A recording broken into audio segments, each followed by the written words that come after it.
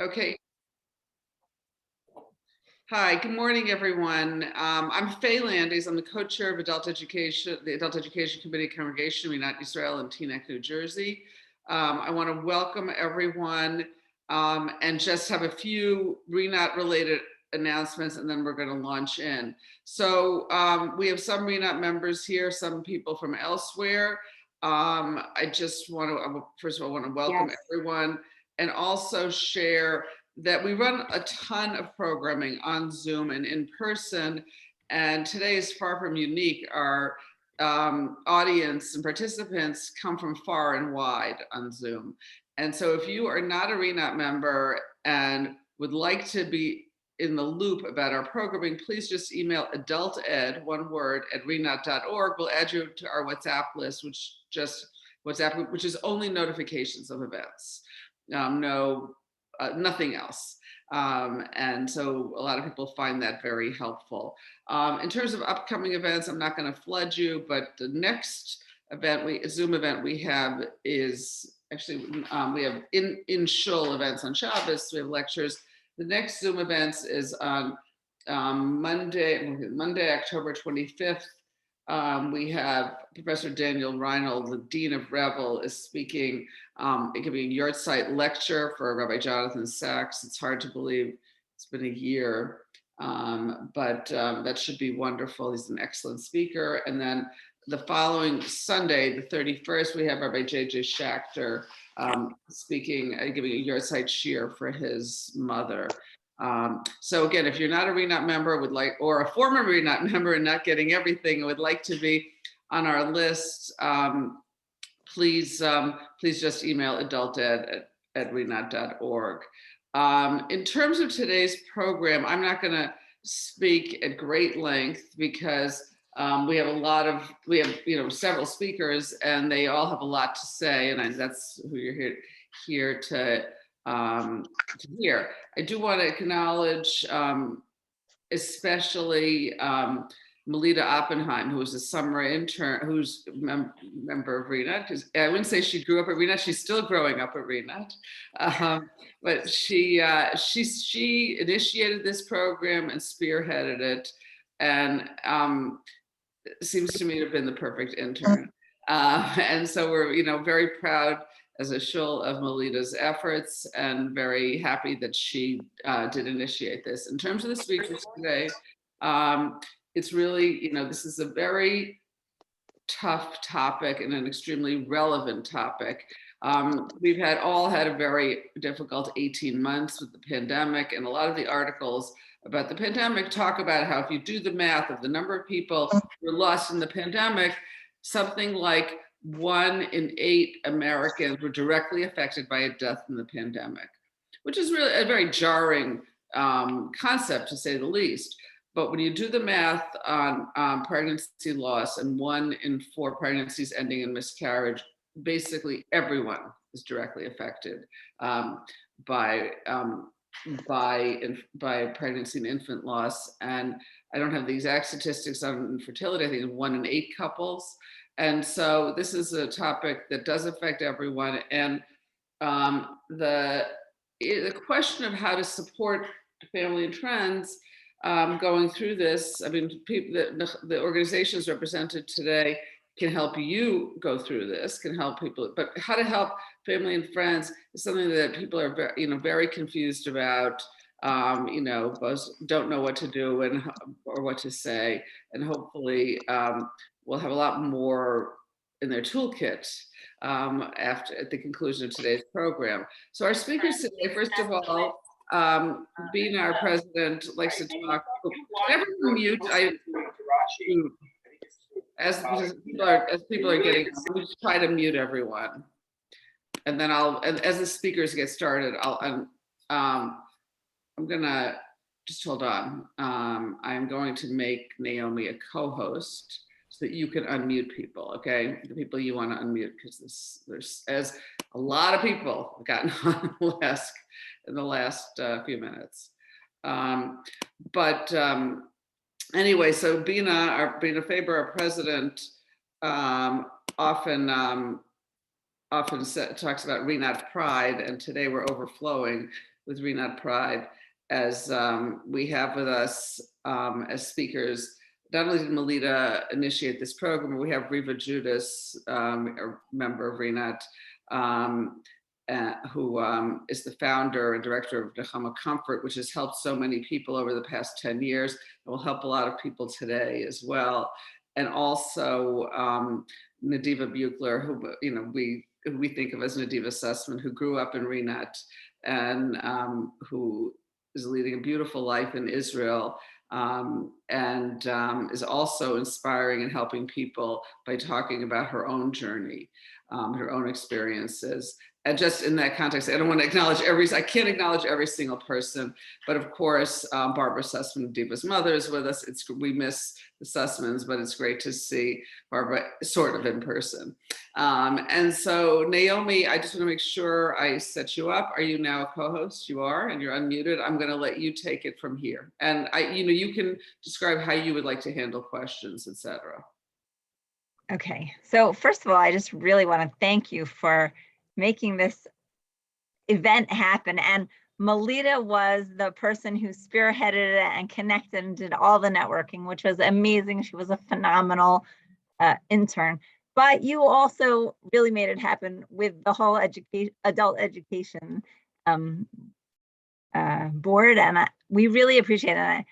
To me, it's especially meaningful, which will make me all emotional, which I'll get a million times today. But I was chavruta with your mom in a Gemara shir so many years ago, and she was the person who, for me, was always at the community events and always at a good shir, and always, that person that you could see running things. So for me, it's especially meaningful to have you introduce me. Thank you.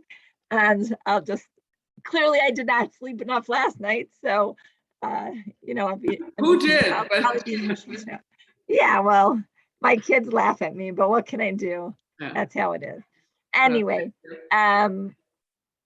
so what I would like to do today, I'm Naomi Marmon-Grummet, the founder and director of the Eden Center. And for us, I want to connect into what Faye said about how, this whole time around Corona has been challenging for people in many, many ways. But I think especially for those who are going through infertility and loss, the pandemic, more than anything, really highlighted being alone in so many different ways. And we felt that it was fitting to bring you a program marking National Pregnancy and Infant Loss Awareness Month, which is October, and this last Shabbat was the Remembrance Day. And though the Eden Center works on a much broader set of issues, we felt that we had a special contribution to make to this conversation, as you'll hear. And really, we're so happy also that Riva Judas and NechamaComfort are joining us in the conversation. But I think you'll see that as we pull it together, this is really a topic that needs talking about. And well, let me start by giving you a little bit of an introduction to the Eden Center. The Eden Center empowers women, strengthens Jewish marriages, and promotes the physical, spiritual, sexual, and mental health of women and families. And we do this primarily through mikveh and mikveh education. Let me tell you why we do that. I started doing research, academic research on women's experiences with mikveh about 25 years ago on my undergraduate days at Brandeis, and I continued to explore both men and women's experiences around Taharat Mishpacha and my doctorate. I spoke to those who love mikveh and see it as rejuvenating and positive in their relationship, and I spoke to a lot of others who hate it and pretty much everything in between. Mikveh gives us the opportunity to connect to God in a profoundly spiritual way. But when I asked women to describe their mikveh experience, the stories that they told me were much broader than, what happened in that specific moment and a spiritual experience. I heard stories about everything. And one of the ones that really affected me was a woman who cried about how hard it was to go to the mikveh because she just had 2 miscarriages. And she couldn't really talk about it to anybody. And everybody promised her that if she kept Taharat Mishpacha, she was going to have a beautiful Jewish family. And she didn't know if she was even going to have a family. I spoke to other women who felt vulnerable or conscious about their bodies when they went to the mikvah. I remember speaking to one woman who shared with me that mikvah was pretty much her only tool to protect herself from an abusive husband. And of course, I spoke to many husbands and wives who found that mikvah gave them an opportunity to connect, for their anticipation and their excitement about being together intimately and otherwise, to be on the same page. But hearing all of those stories and hearing the voices of hundreds of women and men made me understand that when we talk about mikvah, we're actually talking about something much greater. We're talking about lots of different things. We're talking about our connection to our bodies. We're talking about our fertility. Do we want to become pregnant? Do we not want to be pregnant? Are we having a hard time around that? We're talking about sexuality and what does it mean to be a sexual couple and how does that work in our relationship? And are we on the same page as one another? And really, actually, it was about all the ups and downs that life can bring us as Jewish women and Jewish couples. And then I asked myself, where are we discussing all of these things? Where do we give voice to these kind of things? Isn't the natural place to do this around mikvah? And then I kind of realized that maybe that's what Chazal meant when they said that you have to build a mikvah first in your community. A mikvah comes before a shul. Why? Because these are the foundational things upon which community, families and community are built. The topics that arise here, they need to be addressed and they need to be brought out, and mikvah canon should be the place that we do that. And that's why I founded the Eden Center, to give voice to the needs of Jewish women and to strengthen our relationship and enable mikvah to promote us, our health, our intimacy throughout the life cycle. And the Eden Center wants to cultivate a community that feels passionate about mikvah by adding our own voices, by taking ownership, by making mikvah relevant and recognizing and discussing the struggles, bringing them into the focus and bringing to the fore issues that are relevant for our lives as women and as couples today. So the Eden Center runs community programs, we create resources, and we provide professional training around mikvah and well-being, from a series of sexual health webinars. We recently had something on endometriosis and body image, which were two different things. The printed resources like Birkat Emunah, which is a mikvah resource for those going through infertility or loss, which we'll concentrate on today, or we'll at least talk about later on. The breast cancer self-awareness posters for the mikvah, and our unique mikvah attendant training course that emphasizes sensitivity and women's well-being issues, from fear of water and postpartum depression to recognizing abuse when a woman comes to the mikvah. And we also have Chatan and Kala teacher trainings, which emphasize not only the halachic requirements, but really equip teachers with skills to talk about building healthy sexual relationships, fostering positive communication, and of course, awareness of topics that could affect the couple, from birth control to infertility and many others around that. And those courses are actually starting, they're now being offered by Zoom, just like this. And we actually have a Hala teacher course and a mikvah attendant training course starting next week by Zoom. So if there's anybody here who's interested in joining those, I'll put the link in the chat in a minute. But those things are just the tip of the iceberg of what we do to empower and strengthen Jewish women and families. And I really invite you to come to our website, www.theedencenter.com, to explore more deeply what we do and to become our partners. The Eden Center is always open to new ideas and partnership that will help improve the experience of mikvah or augment women's health and intimacy, and giving support to couples at various stages. So today's program and what we're going to share also really came from a community member, Cheryl, who is on and you'll hear from soon, who started our work supporting women and couples going through infertility or loss, and spurred us to create the phenomenal Birkat Emunah resource that is set to come out this month in the United States. As Faye mentioned, 1 in 4 pregnancies ends in miscarriage, and 1 in 8, some statistics say 1 in 6 couples struggle at some point with fertility issues. And so it really is an issue that affects our community at large. And when the people who are speaking today reflected together about it, we realized that both infertility and mikvah are taboo subjects. People just don't talk about these things. They don't talk about their losses. They don't talk about their fertility struggles. They don't talk about their struggles with mikvah, although that is, thank God, beginning to change. But when you start to talk about them, you realize that many, many couples have their own stories to share. And often mikvah is a challenging part of the story of fertility in our community specifically. So in keeping with our goal to bring resources that will enrich and empower us around these different topics, we really felt that this adult education program would benefit. So today, I'm just going to give you a quick outline of what we're going to do, and then the speakers beyond me will start. Nadiva Sussman Yuchler will share with you about her personal story of infertility.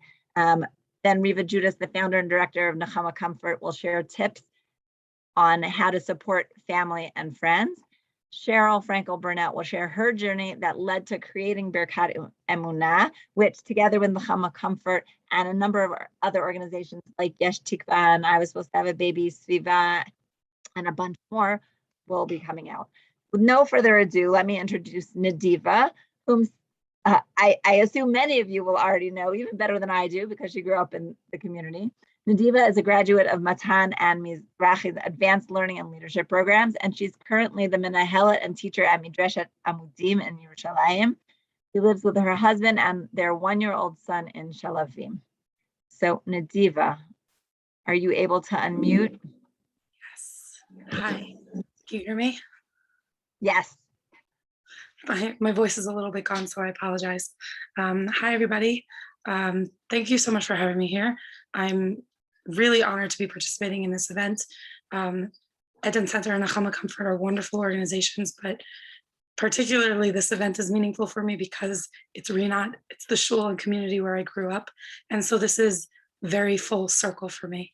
I'm going to be speaking today about my experience, particularly with infant loss, pregnancy loss rather, as that is what the month of October is about in this space. So I was, after my first round of fertility treatment, relatively early on in the process of trying to become pregnant, we discovered that I had PCOS, polycystic ovarian syndrome, which is a hormonal disorder that you're born with.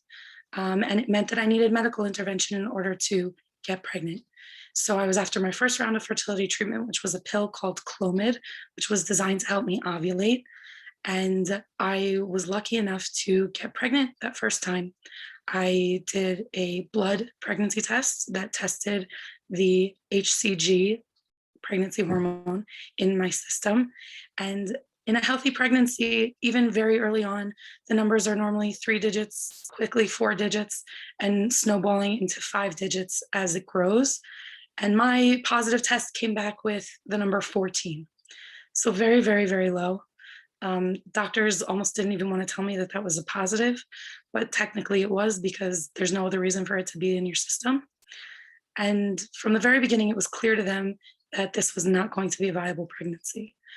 I was in complete denial. I was trying my best to be hopeful. I had jumped ahead 9 months and I was thinking of due date and simcha and family flying in and downloading all of the pregnancy apps. And I was just in another world.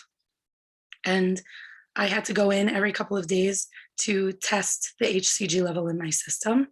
And it slowly rose, but never enough. And it never broke 130 before it started to go down.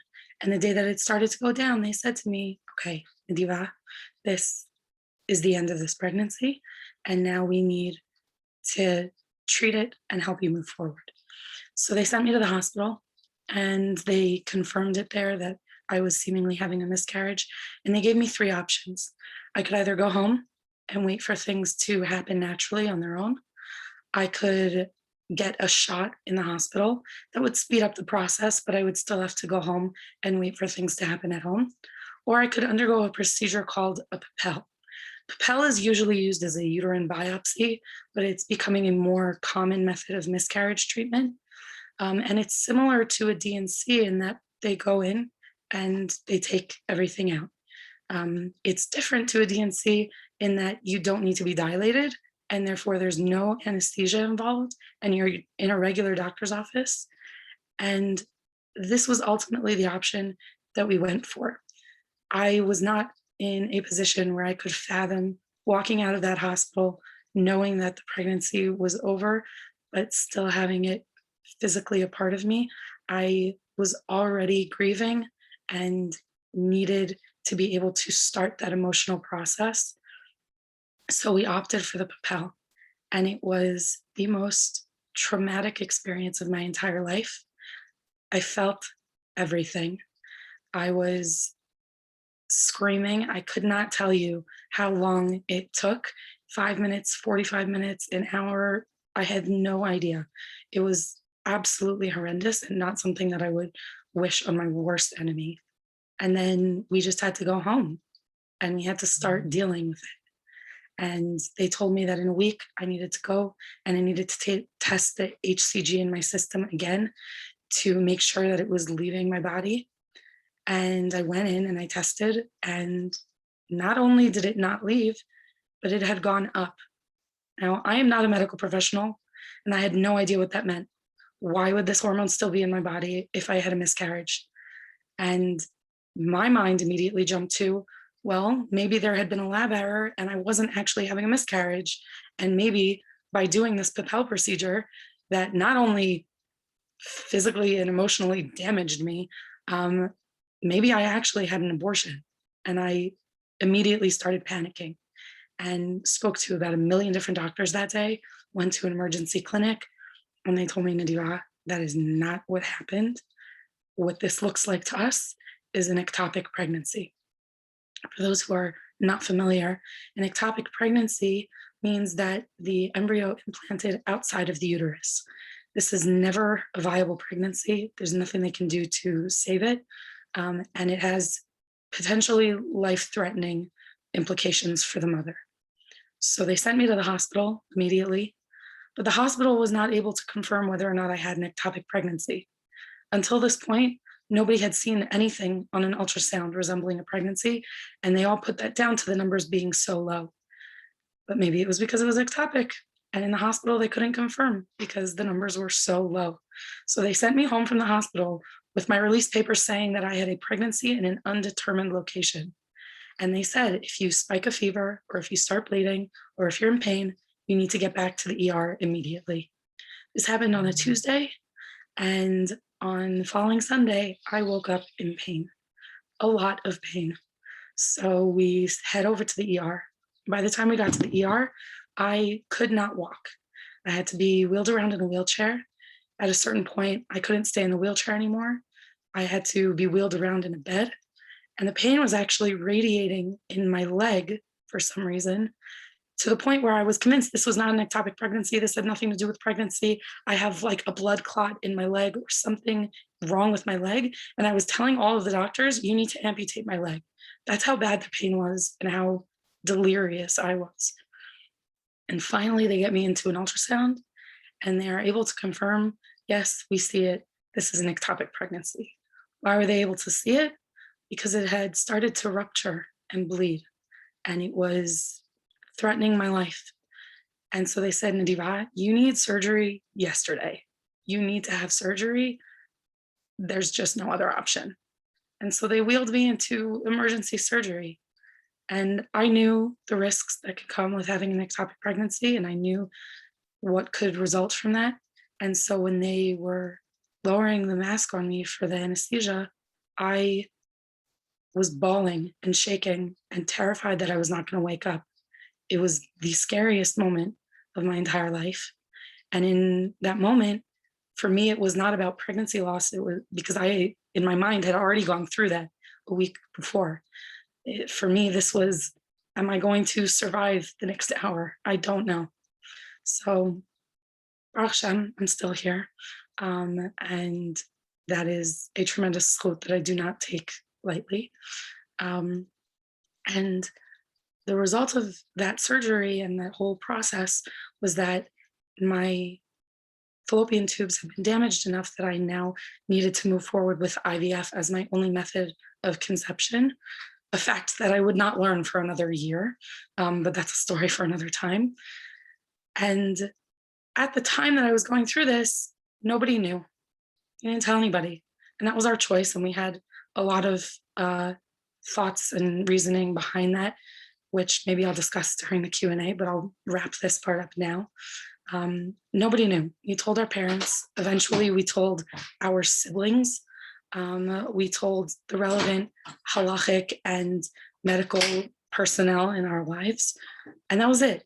Our community members, our extended family, our friends, the people in our various learning and working environments, they didn't know about it.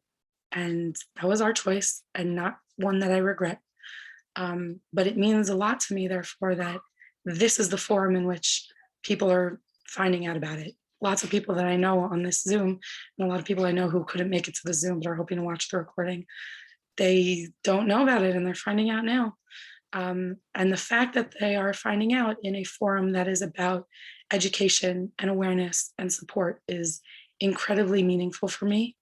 And, you know, I have to believe that there is something that I can do with this story to help other people.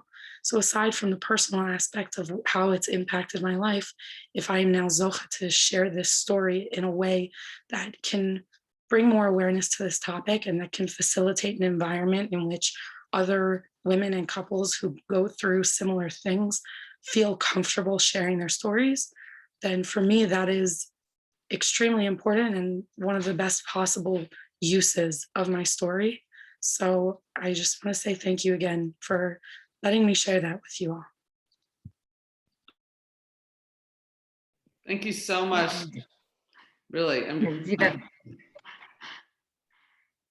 That is very powerful. I think for many of us, it brings up a lot of emotions, and it's very powerful in the way that you shared it. And what really resonates for me is you're speaking about the fact that you didn't feel like you were able to share, and that you and your husband felt it was the right decision, but you really went through it by yourselves.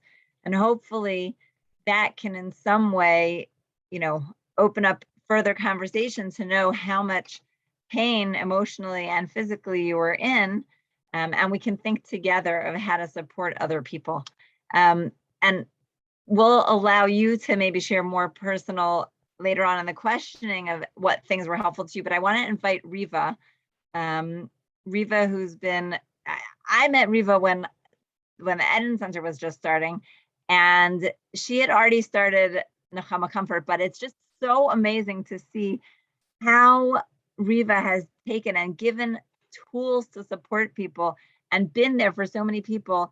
I'm really just blown away by all of her accomplishments around this. And Riva is a true partner, and I'm thrilled that she's going to right now share some tips and tools for how to support family and friends, which is all the more necessary after we hear what Nadiva has been through. So Riva, are you able to unmute yourself? Yes, I am.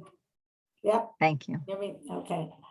So first of all, Nadiva, it's, as you were speaking, I pictured this blonde hair girl in my head at shul and around and about.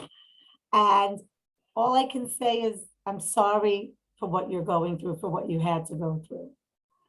And I'm glad that you felt comfortable enough to share your story.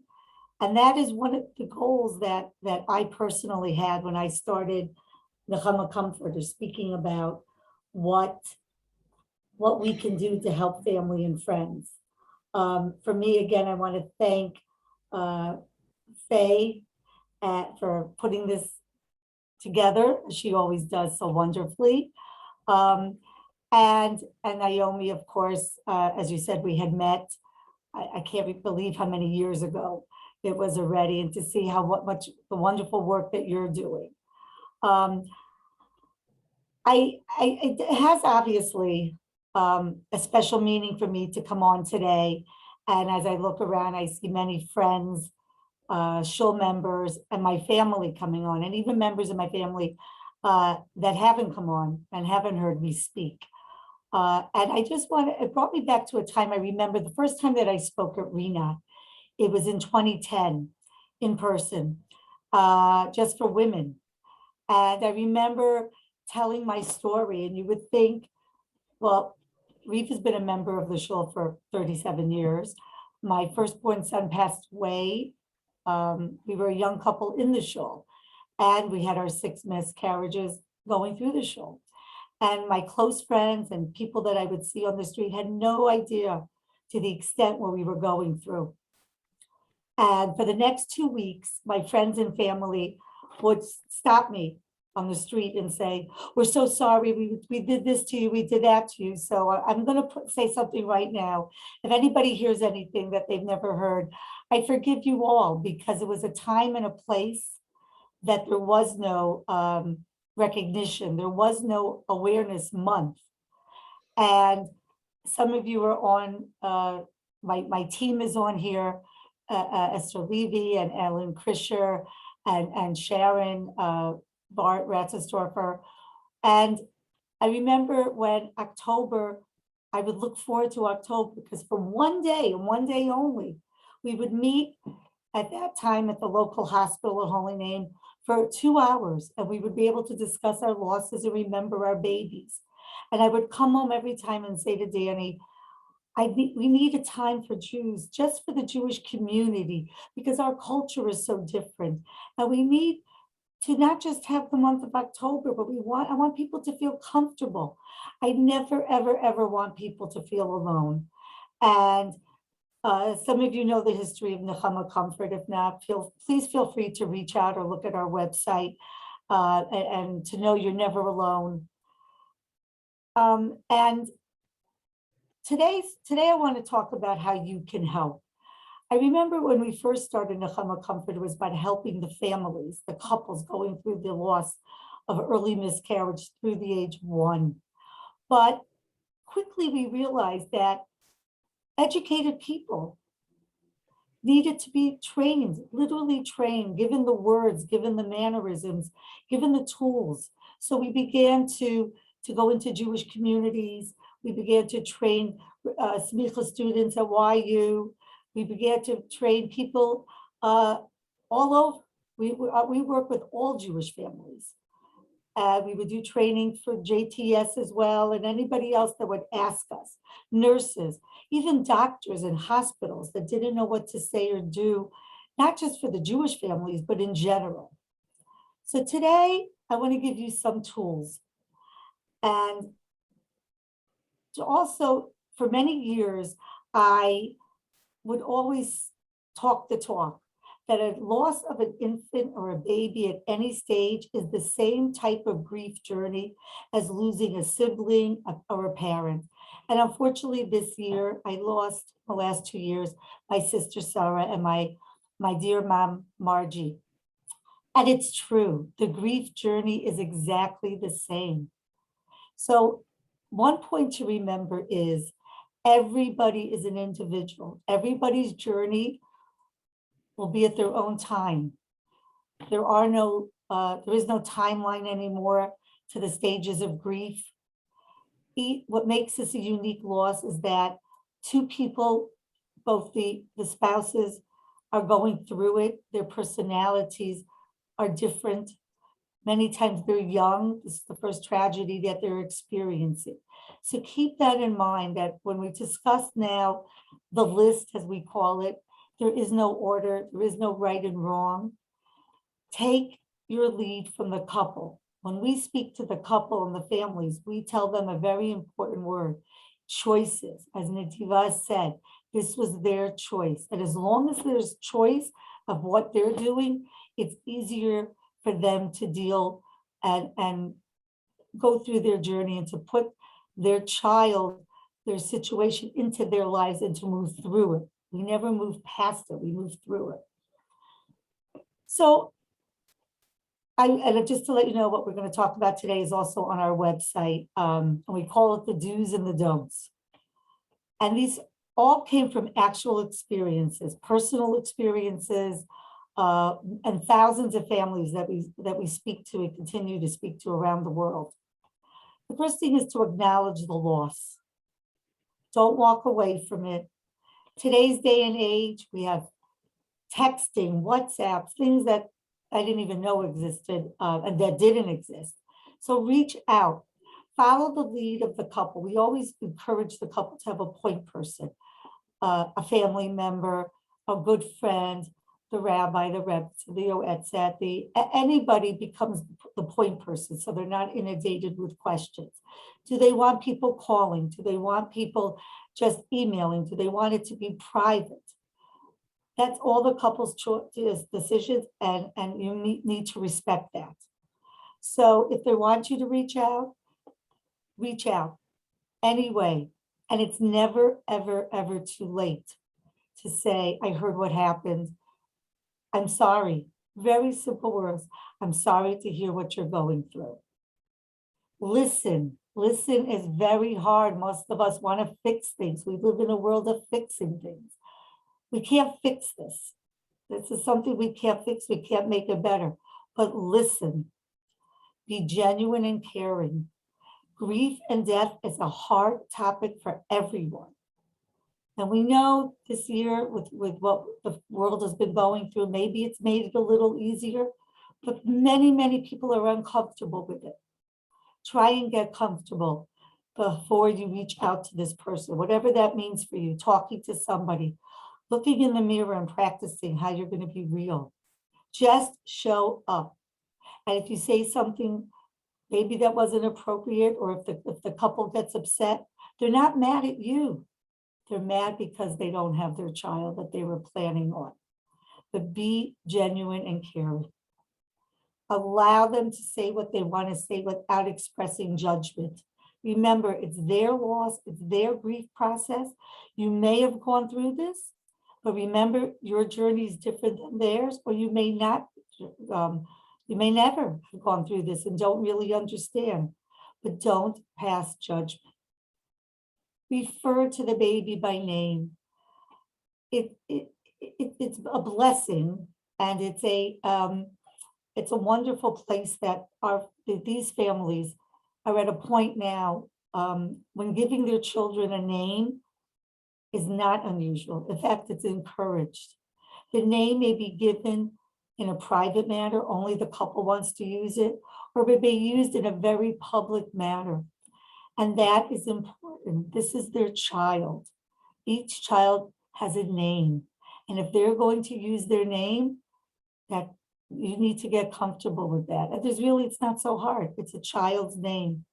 And I remember that was one of the hardest things for Danny and I to share our son's name, Pesach, because it just wasn't done. So now,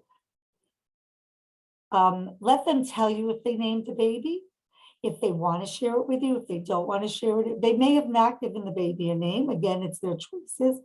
But if they refer to it, please do so also. This is a tough thing I'm about to say next.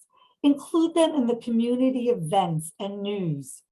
That's tough because the couples, well, they don't want to move, especially in the beginning. They don't want to go out of bed. They don't want to be involved in the community. When you're in Avel, you're given a year when it's your parent.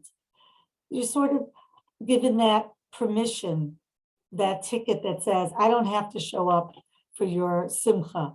And we know, again, and when it turns to the halachot, the Jewish laws of Avelu, they differ in very much ways. But for people who have pregnancy infant laws, they are not given that official Avel, but the grief process is the same. So understand if they don't show up to your event, but invite them for meals, invite them to be included. But think about, on a typical Shabbos, when you're having your company, these are some of the things that we hear from clients. They don't want to be invited with two other couples and complaining about yeshiva tuition.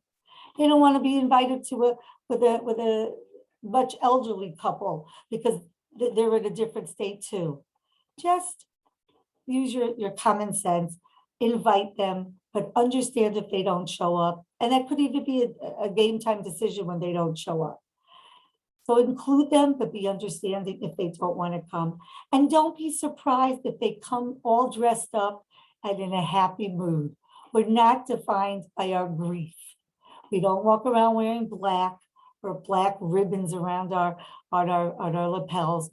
We can look good and still having a tough time inside.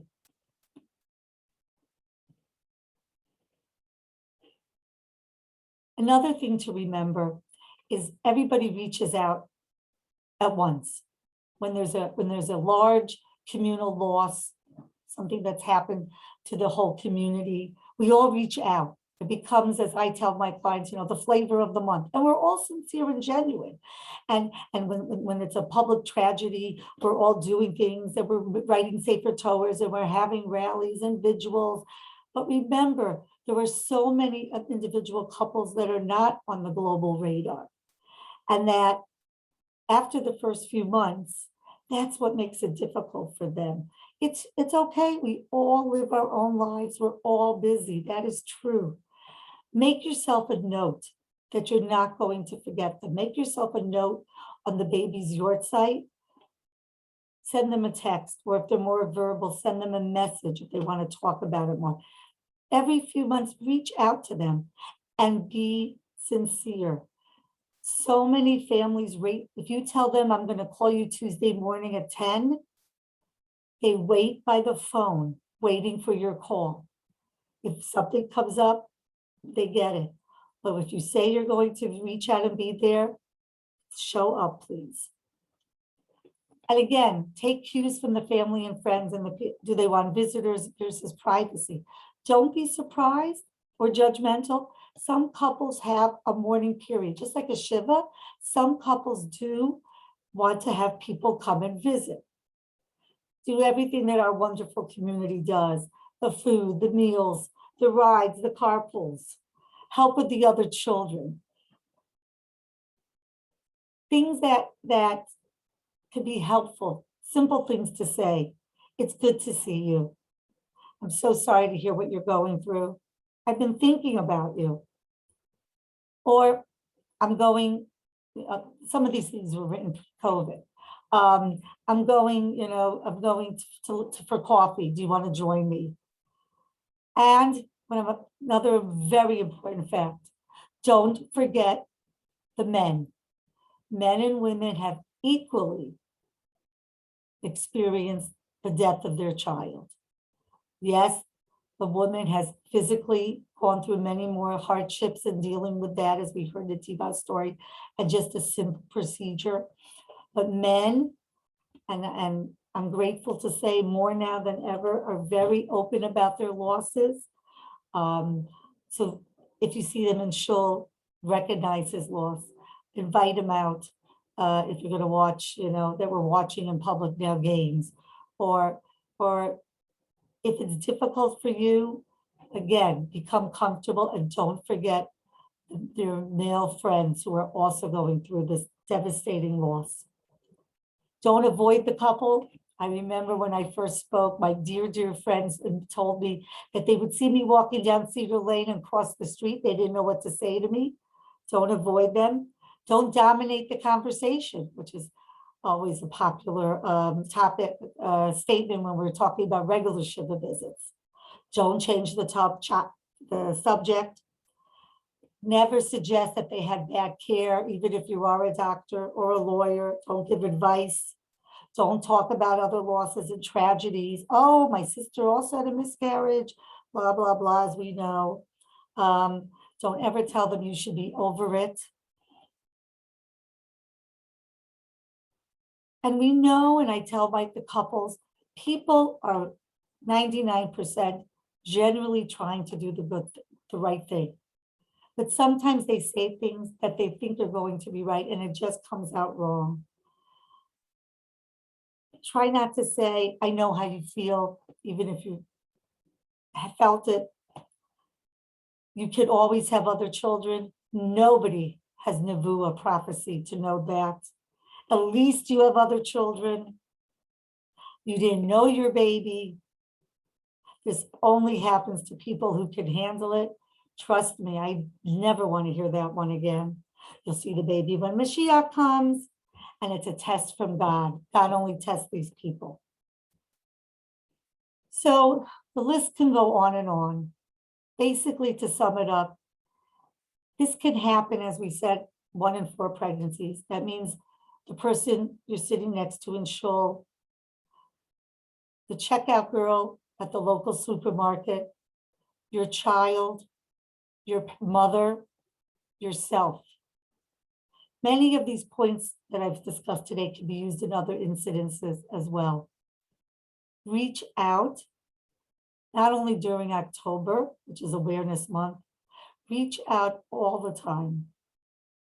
Recognize these families so that the goal of NechamaComfort is that no one should ever be ashamed of pregnancy and for loss, and no one should ever feel alone.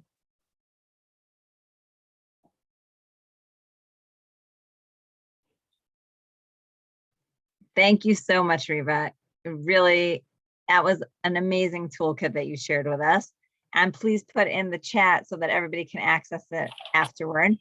I want to move on to sharing with you, because we know that, the quiet moments are often the most difficult when we're alone with ourselves, and that's when our struggles really hit. And mikvah is one of those unique places that has the ability to bring to the fore, when we're actually alone, what we're going through. And it's a certain dialectic, holding the personal space that at the same time allows something to come forward. And we don't feel part of the community, but the community is really there. And Birkat Emunah was created so that we could help to hold the space and to provide that quiet space with community support in the background for people to know that they're not alone, which really connects into what Riva just said.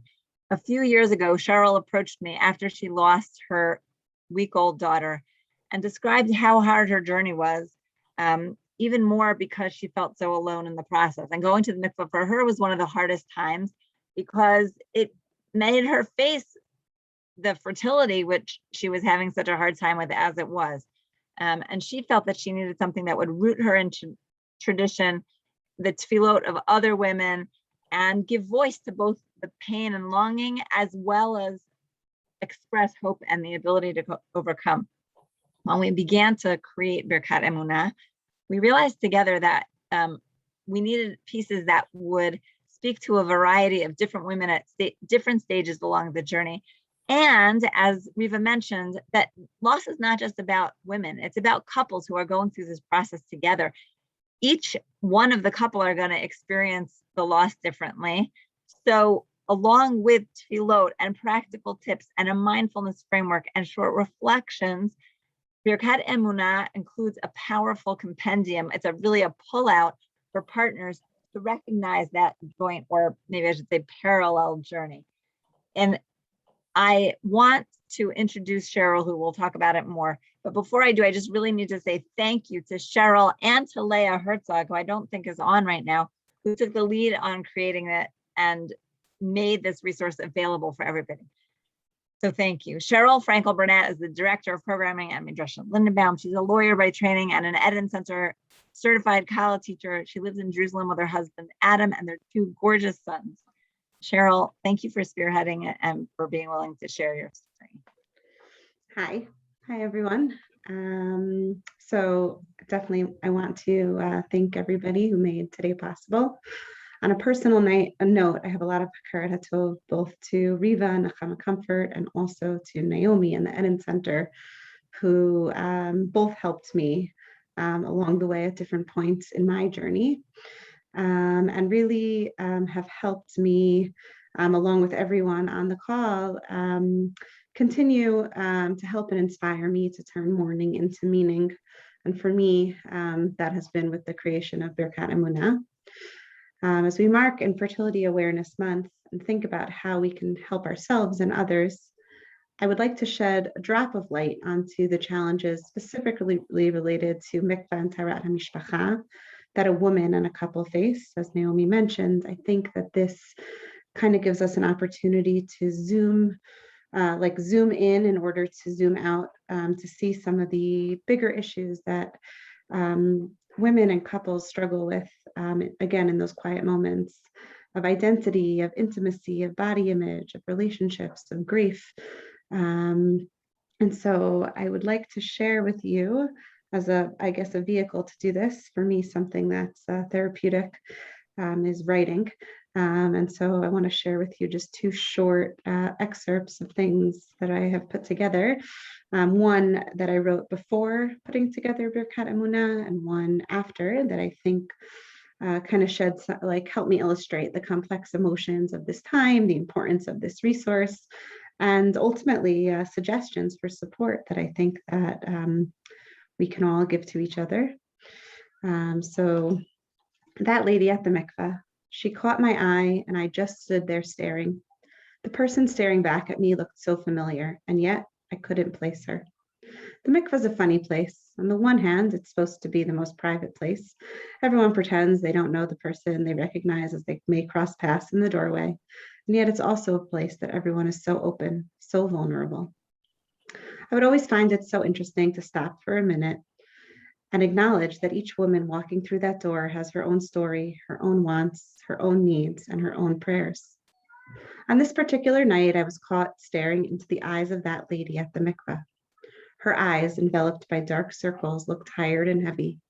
They appeared red from crying and withdrawn in thought, barely noticing that I was watching her.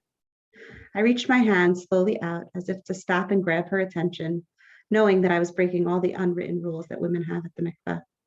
And suddenly I realized she was staring back at me. And as I touched the cold, stark glass in front of me and took a deep breath before beginning my preparations, I realized what I probably knew all along. That lady at the mikveh is me. Could it really be possible? I stared in disbelief at the mirror in front of me. I could barely find myself in those aged eyes and that foreign body among those tears. But it wasn't only my appearance that confused me, but my thoughts and emotions. Everything felt strange and distant. I always loved the mikveh, felt it was inspiring, invigorating, refreshing, but tonight felt alarmingly distant. I was exhausted and angry and confused. I didn't recognize myself. So this piece found me, I guess, towards the beginning, middle, I don't know, of my personal journey through infertility and neonatal loss, written after the first time that I went to the mikveh after we lost our preemie daughter, Emunah. And it was an extremely challenging time for me. And a lot of the emotions kind of came out there at the mikveh. I realized that for both myself and my relationship with my husband, the process of going to the mikveh represented a lot of the challenge that stood in front of us. And I felt that there was a lack of resources in our community for women and couples like me. I was searching for something that had traditional tefillot and connection rooted to our imahot, alongside a modern and open approach to those who struggle with infertility. Above all, I was looking for something to combat the intense loneliness I was feeling. I had already taken several courses at the Eden Center, knew Naomi, and thought she was the correct person to approach, and I was definitely right. And together, along with several other incredible women who shared their passion with this project, we created Birkat Emunah, and we'll link to it in the chat.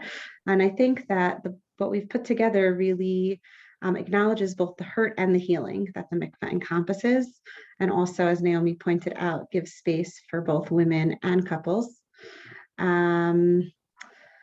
And it includes a lot of different things that I think are kind of this back and forth between modern and between tradition and modern, and also between healing, like hurt, like pain and healing. Naomi mentioned the dialect also between individual and community. And I think another dialect, which I think even some of the resources that Riva pointed out to and some of the tips are this dialect that sometimes similar actions or even the same action can be something that either has the power to hurt or cause more pain, or has the power to give love and give support. And it's about like intentionality, and it's about doing it in the proper way. And specifically the mikveh, I think actually, which is referred to in Chazal, both as the kever, the grave, and as the rechem, the womb, hold this dialect also. And for me, I realized that as much pain as it caused me, with the proper resources and support and intentions, it could also itself be a place of one of connection and healing. And for me, this is the message and the power, specifically of Birkat Emunah, but in general of like being support people. So I think that this is like the message I'll just share with you. To close, I'll share with you a very brief thing that's actually my piece, that's a part of my piece that's published in Birkat Emunah itself, that we all, like, we all have the power to hurt or to heal. And I think it's about having the proper intentions, the proper kavanot, and these things that, and sometimes I think with the complexity of grief and the complexity of different challenges in life, and this is not only true in infertility, it's true in a lot of things, is that a lot of times that dialect we're holding at the same time, the exact same thing, can be both challenging and healing at the same time. And so I'll just close in Eicha. It says, Shifchi kamayim libech nochach mipnei Hashem. The water should pour out your heart like water. And so I began at the mikvah to also pray for a belief in the healing powers of the mikvah. And for the day, I would want to be embraced by those waters again. I would close my eyes and let the tears stream down, as I hoped that somehow my tears would be translated into prayers as they fell into the mikveh. These were tears that I never knew before and could have never imagined I would know how to cry. As I watched my tears converge with the water of the mikveh, I was overcome with the magnitude of what this small pool of water represented.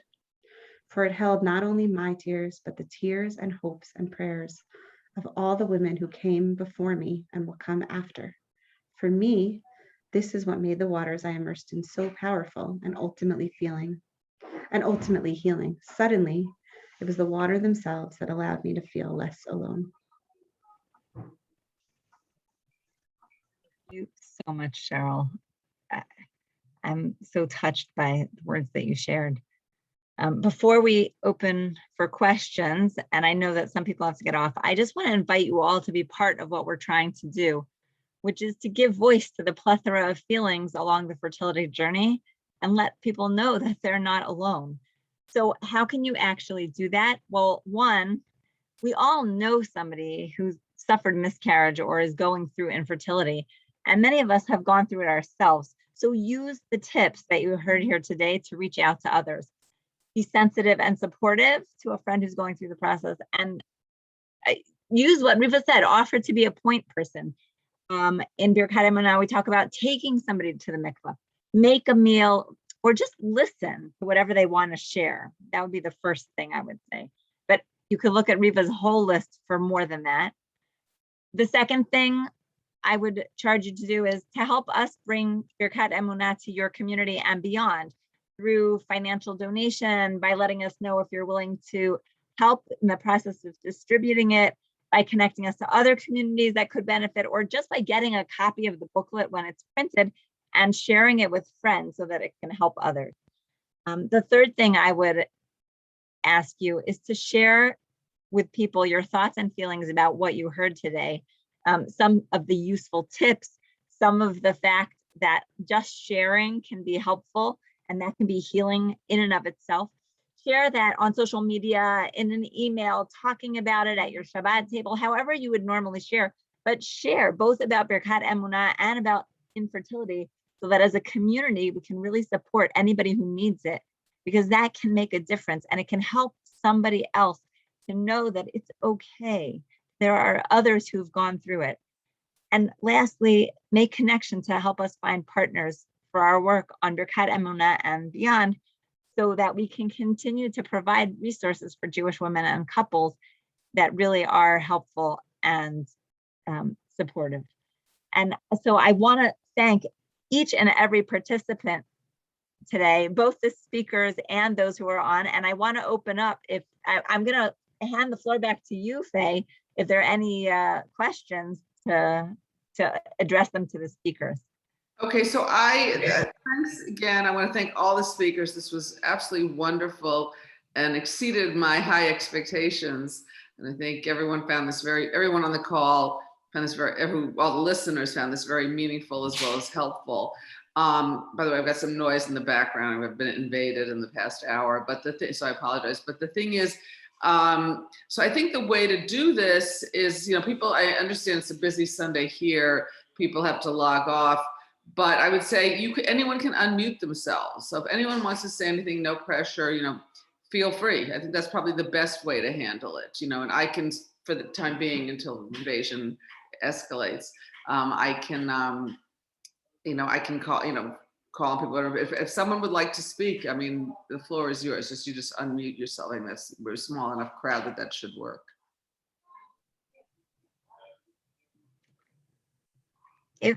If there isn't anybody who wants to say something, could I be bold? And I don't know if she's prepared for it, but Ellen Krisher also has a piece in Birkat Emunah about her own, and I would invite her to read it if she's up to it, which I didn't give her any warning on. No, you didn't. Let me see if I can find a copy of it.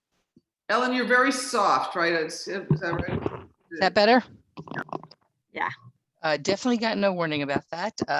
But I will, let me see if I can locate my copy. You look for it. If there's any other questions, we can field them. Right, in well, the meantime. please take questions in the meantime. And I want to thank Nadiva especially for sharing her story. It is an extremely difficult thing to be open and public, which is why I think people tend to not share so easily, especially because they're not sure what response they're going to get from people, because you don't know what people are going to say, and sometimes it's easier not to say anything. So it's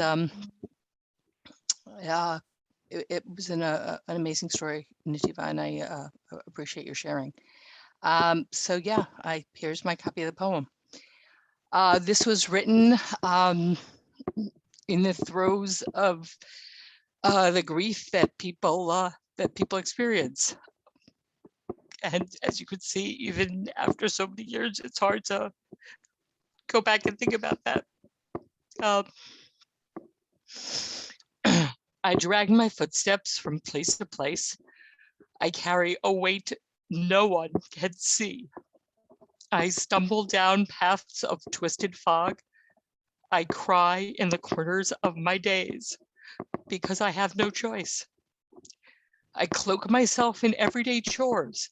I seem to know the faces I meet. I greet my anger over breakfast. I juggle my secrets, guilt, and blame because I have no choice. I try to close the bottomless empty and fill myself with life's other blessings. There is no other choice. That's for my daughter Ahava, who I wrote it for. So thank you again for this wonderful program, and for the Eden Foundation and for this wonderful effort. Thank you. Thank you so much for sharing that with us. Thank you, Ellen. We're so fortunate to have you as part of our community and as part of this program. I think we really talked about a lot of very personal things, and I hope that everybody takes something away in terms of being able to share something themselves, and also know that really the small things you can do for somebody else are equally meaningful as, the grand things, and that there are several organizations, many organizations that are here to support you, and don't hesitate. But each of us has somebody we can support. I just want to add one thing, because I'm not a techie. I want to make sure. I've had some people reaching out. You can reach for help. We have our hotline. 1833 Nechama, 1833 Nechama. I don't know if everyone saw that on the chat, because I'm getting personal things. So again, I just also want to thank you, Naomi, for our friendship and for what you're doing for the community, and stealing a line from somebody else. It does take a village. So we look forward to working together to help these families and the Jewish community grow in a healthy way. So thank you. Yeah, it really is. Really is helping everybody together. Thank you. Sorry, I just want to say that the number is 1833. Okay, Naomi corrected it. And also the do's and don'ts that Riva read is available on our website on the resources page, NechamaComfort.org. And there's on the resources page is a PDF of some of the things that Riva shared. Yeah, and if anybody wants to get those resources, can either email NechamaComfort also if you don't find it on their webpage. And certainly if you want to get a copy of Birkat Emunah, please, or if you want to help share, please email us. We don't have the webpage up yet because we have the Hebrew version up and we haven't yet published the English version, so it's not up there. Email us at info@theedencenter.com and we will put you on the list to receive it when it's ready. And we are looking forward to that. Faye, thank you so much for making this opportunity available. Thank you. Okay, for the invasion. Okay, have a wonderful day, everyone. And we hope to see you all in Israel soon. Bye-bye. Thank you, Naomi. Thank you. Thank you. May. Bye-bye.